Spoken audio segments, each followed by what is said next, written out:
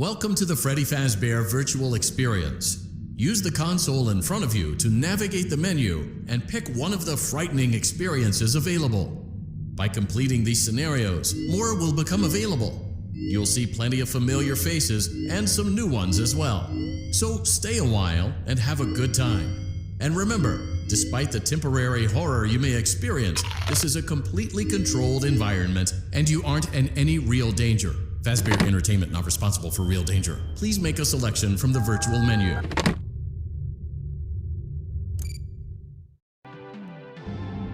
Welcome to the Freddy Fazbear Virtual Experience. Fazbear Entertainment is excited to join the digital age, and what better way to do that than with an edge-of-your-seat virtual reality experience.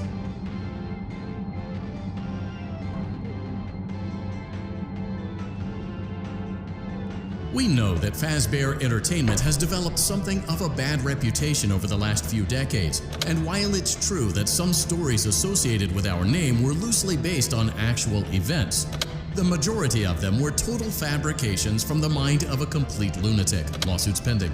But we aren't above laughing at ourselves. Ha ha ha. That's why we have recreated many of these completely fictitious scenarios, lies that you've been fed over the last several years, into a hilarious VR game, in the hopes that we can finally move past these childish ghost stories and develop a new relationship with you, as well as your kids. Don't forget the merch, perfect for birthdays. So sit back and enjoy a few scares. We do, however, ask that you agree to a simple waiver before you play. It's mostly just legal mumbo-jumbo and isn't at all based on user experiences thus far or injuries associated with testing. Just touch the button to agree. You acknowledge that Fazbear Entertainment is not responsible for accidental digital consciousness transference, real-world manifestations of digital characters, nightmares, night terrors, night sweats.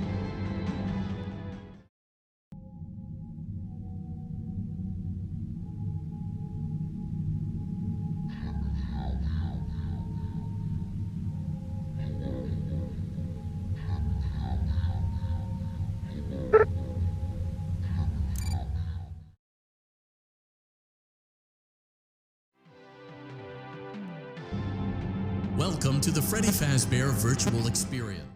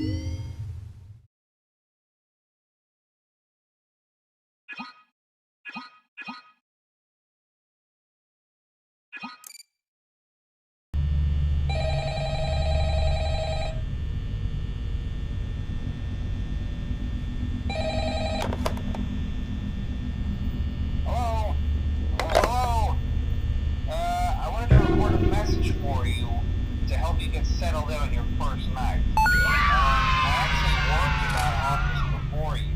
I'm finishing up my last week now, as a matter of fact, so I know it can be a bit overwhelming, but I'm going to tell you there's nothing to worry about. You'll be fine. So let's just focus on getting you through your first week, okay? Let's see. First, there's an introductory greeting from the company that I'm supposed to read. It's kind of a legal thing, you know. Welcome to Freddy Fazbear's Pizza, a magical place for kids and grown-ups alike, where fantasy and fun come to life. Fazbear Entertainment is not responsible for damage to property or person. Upon discovering that damage or death has occurred, a missing person report will be filed within 90 days or as soon as property and premises have been thoroughly cleaned and bleached and the carpets have been replaced. blah, blah, blah. Now, that might sound bad, I know, but there's really nothing to worry about. The animatronic characters here do get a bit quirky at night, but do I blame them? No. If I were forced to sing those same stupid songs for 20 years and I never got a bath, I'd probably be a bit irritable at night too. So remember, these characters hold a special place in the hearts of children, and we need to show them a little respect, right? Okay. So just be aware, the characters do tend to wander a bit. They're left in some kind of free roaming mode at night. Something about their servos locking up if they get turned off for too long. They used to be allowed to walk around during the day too, but then there was the bite of '87. Yeah, it's amazing that the human body can live without the frontal lobe. Now concerning your safety, the only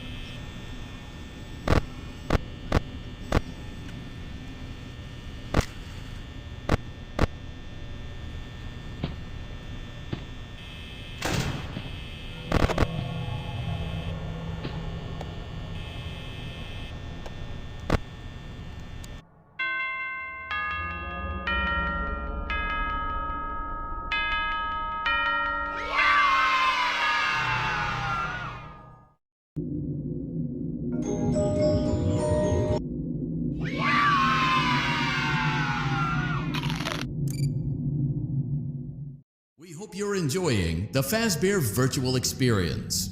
Please be aware that there may be visual artifacts left behind from the beta testing phase of development. If you see any such artifacts, we recommend that you not interact with them. We'll weed them out eventually. There's no guarantee that we'll weed them out eventually.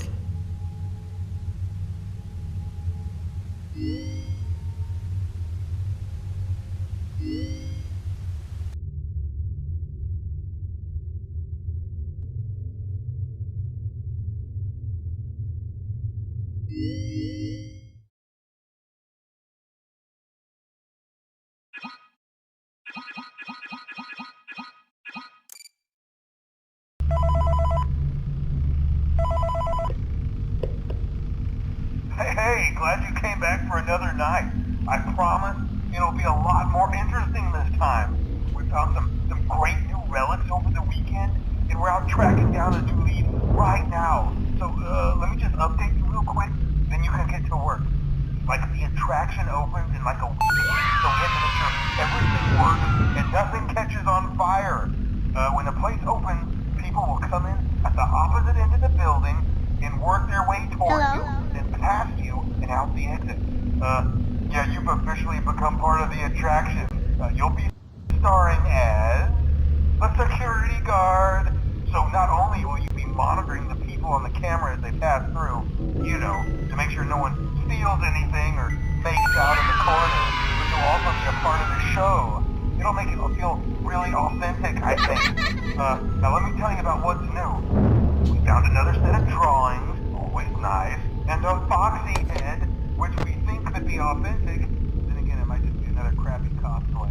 And we found a desk fan, very old school, metal though. Watch the fingers.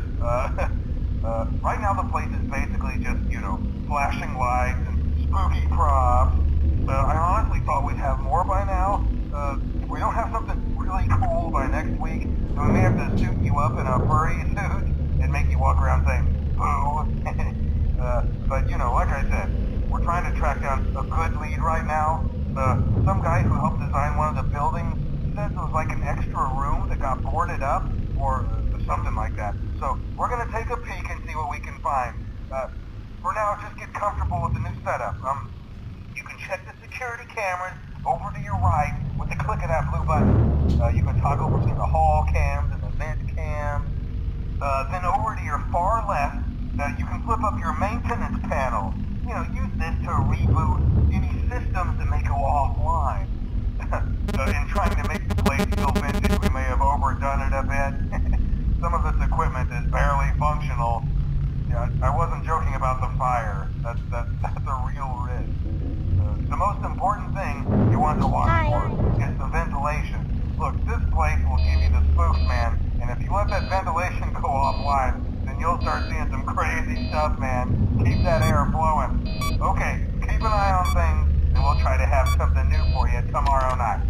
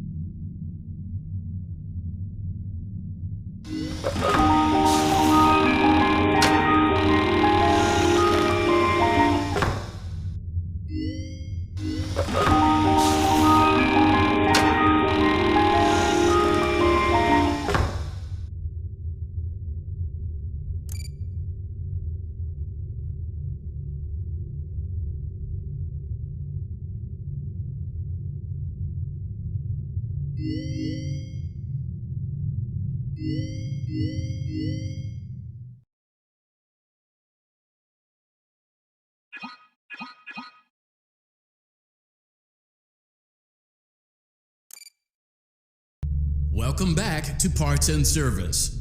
Oh no, it looks like Bonnie's guitar is out of tune and must be recalibrated. First, we must access his harmonization module located inside his secondary throat pipe.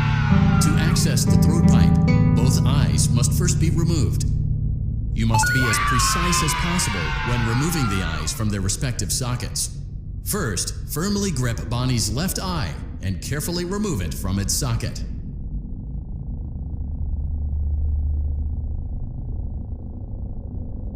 Great job! Deposit the left eye in the cleaning receptacle on your left. Well done. Now, firmly grip Bonnie's right eye and carefully remove it from its socket. Deposit the right eye in the cleaning receptacle on your right. Good job. To open Bonnie's faceplate, carefully press the two buttons located on either side of Bonnie's jaw. When done correctly, you should hear two small clicks. Well done. You now have access to Bonnie's harmonization module. Press the blinking button inside Bonnie's secondary throat pipe to enter calibration mode.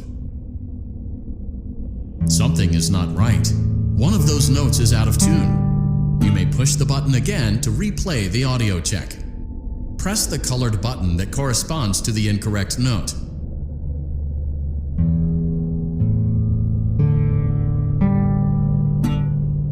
Press the blinking button again to verify your work.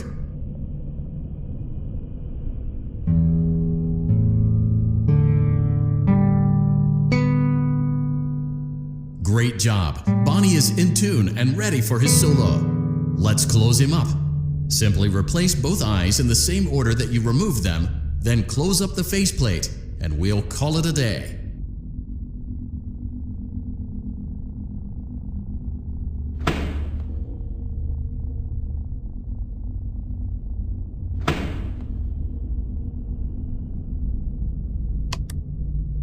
Well done. That concludes your parts and services task. See you next time.